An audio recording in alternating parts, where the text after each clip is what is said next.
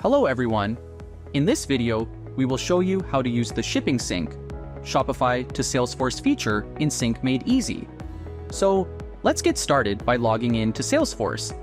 Navigate to the Sync Made Easy app and open the SM Pro features. Enable the Shipping Sync, Shopify to Salesforce feature. Now, go to your Shopify store and create a new order.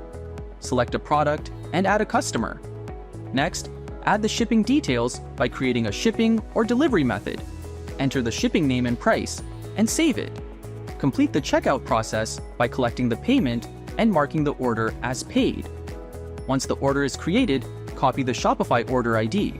Now, return to Salesforce and search for the order using the Shopify order ID.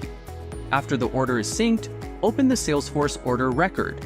Scroll down to the related section where you will find the shipping line record automatically created. Open the shipping line record to verify that the shipping name and shipping price have been successfully synced from Shopify to Salesforce. So, this is how you can automatically sync shipping details from Shopify to Salesforce using the Shipping Sync feature in Sync Made Easy. I hope this demo has helped you. In case you need more assistance, write to us at support@syncmadeeasy.com. See you in the next demo.